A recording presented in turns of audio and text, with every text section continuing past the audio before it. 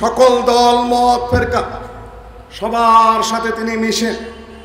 তিনি তার দায়িত্ব আন্তরিকতার সাথে পালন করেন। কাউকে তিনি ঘৃণা করেন না, কাউকে তিনি এড়ান না। এটা একজন ধর্ম মন্ত্রণালয়ের মন্ত্রীর জন্য একটা বিরাট চ্যালেঞ্জ। মোহতারাম সভাপতি, যিনি বয়সের ভারে ভারাক্রান্ত, এখন 85 বছর বয়সে অবতীর্ণ হয়েছেন, তিনি এসে উপস্থিত হতে পারেননি। কাজে আমার মতো ক্ষুদ্রতম আধামূর্খ মানুষকে সভাপতির আসনে বসতে হয়েছে। আমাদের সৌভাগ্য যে আমরা এই সর্বপ্রথম রাষ্ট্রের একজন গুরু দায়িত্ব পালন করেন তেমন একজন অভিভাবককে কাছে পেয়েছি। আমার ব্যক্তিগত সৌভাগ্য, আমি এখন যে ইউনিভার্সিটির শিক্ষকতা করি, IIUC তথা ইন্টারন্যাশনাল ইসলামিক ইউনিভার্সিটি চিটাগাং, আমাদের মাননীয় অতিথি গণপ্রজাতন্ত্রী বাংলাদেশ সরকারের মাননীয় ধর্ম উপদেষ্টা জনাব ডক্টর আ.ফ.ম. খালিদ হোসেন সাহেব সেখানেও কিছুদিন শিক্ষকতা করেছেন। আমি সর্বপ্রথম ওনার বক্তব্য সেখানেই শুনেছি। অনর্গল ইংরাজি ভাষায় উনি বক্তব্য রাখতে পারেন, একজন আলিম। এবং পরিভাষা যেগুলো বড় বড় অফিসাররাও জানেন না, সচিবালয়ের সচিবরা পর্যন্ত হিমশিম খান। কোথায় এক্সেলেন্সি ব্যবহার করতে হবে, কোথায় অনারেবল ব্যবহার করতে হবে, কোথায় কোনটা ব্যবহার করতে হবে, আরবিতে, ইংরাজিতে, সকল ভাষায় সব কিছু নিখুঁতভাবে প্রয়োগ করে যিনি গুরুত্বপূর্ণ বক্তব্য ইংরাজিতেও রাখতে পারেন, অর্থাৎ সর্বমোট 5টি ভাষায় তিনি দক্ষ। এটা বাংলাদেশের ধর্ম মন্ত্রণালয়ের জন্য এটা অত্যন্ত গুরুত্বপূর্ণ এবং গর্বের ব্যাপার। আমার জানা মতে পাকিস্তান পিরিয়ড থেকে এই পর্যন্ত তার চেয়ে কোনো যোগ্য ধর্ম মন্ত্রণালয়ের দায়িত্বে উপদেষ্টা হোক আর মন্ত্রী হোক এই পর্যন্ত আসেনি। আরেকটি গুণ যেটা, সবার সাথে তিনি মিশেন। সকল দল মত ফেরকা সবার সাথে তিনি মিশেন। তিনি তার দায়িত্ব আন্তরিকতার সাথে পালন করেন। কাউকে তিনি ঘৃণা করেন না, কাউকে তিনি এড়ান না। এটা একজন ধর্ম মন্ত্রণালয়ের মন্ত্রীর জন্য একটা বিরাট চ্যালেঞ্জ। কোথায় কোন ভাষা, তবে আকীদা ভালো, নিজের শুদ্ধ বিশুদ্ধ আকীদা ঠিক রেখে সকল মঞ্চে সকল জায়গায় গিয়ে কীভাবে বক্তব্য উপস্থাপন করতে হয়, এই একটা বিশেষ দক্ষতায় তিনি খুব উঁচু মানের দক্ষ। আমি বেশ কিছুদিন ওনার বক্তব্য শুনেছি। আমি তার বক্তব্য শুধু সামনে আসেন বলে কথা বলছি না, আমি ওনার বক্তব্য অনুসরণ করি এবং শুনেছি। সম্মানিত উপস্থিতি, এটা বলা কেমন হবে জানি না, দীর্ঘ 15-16 বছর পর্যন্ত একটি জগদ্দল পাথরের মতো বসে থাকা একটা শাসক শ্রেণী বাংলাদেশকে বাকরুদ্ধ করে রেখেছিল। এই একটা সম্মেলন করতে গেলে কতবার যে পুলিশের কাছে যেতে হতো, কত নেতার কাছে যে যাইতে হতো, কত জায়গায় যে ধর্ণা দিতে হতো, কত ছোট ভাই বড় ভাইদের যে তেল মাখতে হতো, তার সীমা সরহদ নাই। এবার আমাদের কোথাও যেতে হয়নি, আলহামদুলিল্লাহ।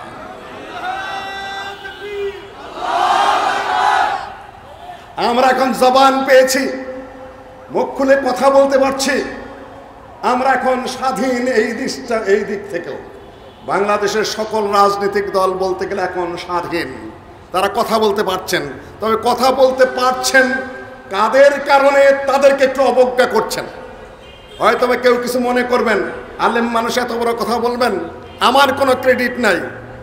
আমার এক মেয়ে জাহাঙ্গীরনগর বিশ্ববিদ্যালয়ের জার্নালিজম ছাত্রী, সে সমন্বয়ক সেখানকার। এক জামাতা, বড় মেয়ের জামাতা, সে সমন্বয়কদের গুরু বলা হয় তাকে, আবার উপদেষ্টাও। আমার কোনো ক্রেডিট নাই, আমি শুধু পালিয়েছিলাম কয়েকদিন, এই পর্যন্ত আমার ক্রেডিট, তাছাড়া আর কিছু নাই। কিন্তু তারা যে এত সাহসী, এতটাই সৎ, এতটাই পরিচ্ছন্ন যে বলার মতো নয়, তাদের সাহসে আমিও মুগ্ধ।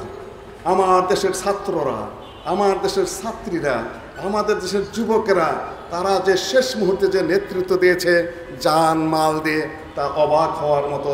একটি দেশের একটা স্বৈরাচারী বলেন আর যে ভাষায় বলেন না কেন, সরকারের পতন ঘটিয়ে তারা জাতিকে মুক্ত করেছে, আলহামদুলিল্লাহ। সম্মানিত উপস্থিতি, তারপরে ডক্টর ইউনূস সাহেবের নেতৃত্বে যার আন্তর্জাতিক পরিচয় রয়েছে, যিনি একজন নোবেল বিজয়ী, তার বিভিন্ন সমালোচনা থাকলেও এখন তাকে ছাড়া এই দেশের জন্য কোনো বিকল্প ছিল না।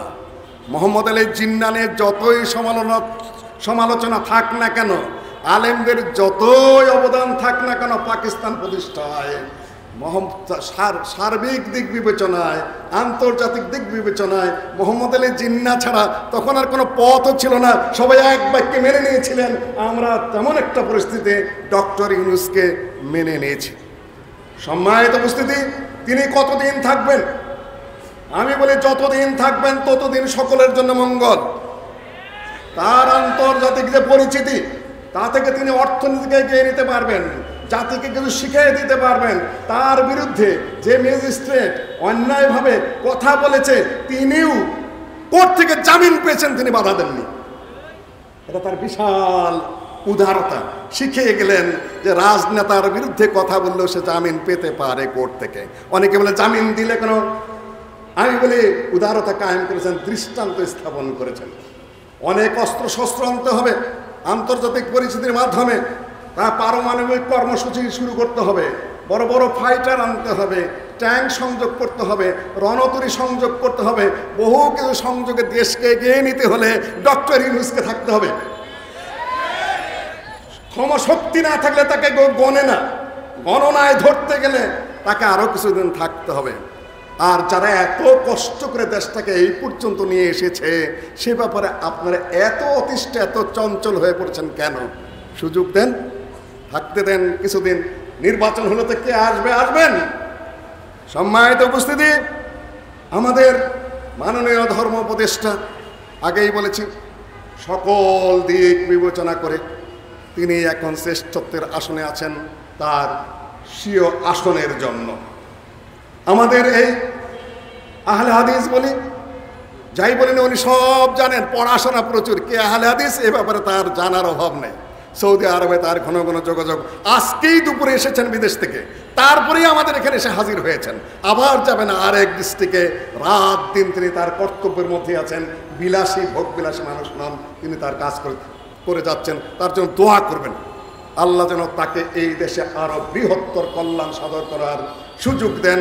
আর উগ্রবাদী যত কথা বলে পারস্পরিক বিতর্ক এবং ঝড় উত্থাপিত করা হচ্ছে, সেগুলা যেন ওনার সুযোগ্য নেতৃত্বে ধর্মীয় যত বিরোধ আছে এবং হিংসা বিদ্বেষ আছে, সেটা যেন কমে এবং শান্ত হয়। এবং আমরা তার কাছেই যাব যে এই ঘটনা ঘটছে, আপনি একটু দেখুন। সম্মানিত উপস্থিতি, আমি আর এখানে কথা বাড়াচ্ছি না।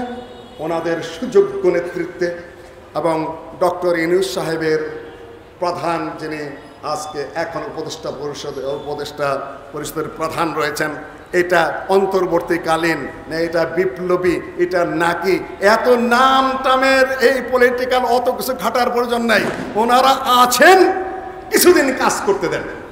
আলহামদুলিল্লাহ, এইটুকু আমরা আবেদন জানাবো। দেশের কর্মকর্তা, পুলিশ বাহিনী, তারপর সামরিক বাহিনী সহ আমলাতন্ত্রের যত কর্মকর্তা আছেন, বিচার বিভাগ, আইন, তারপরে যত আছেন, সবাইকে অনুরোধ করব তাদেরকে সহযোগিতা করার জন্য।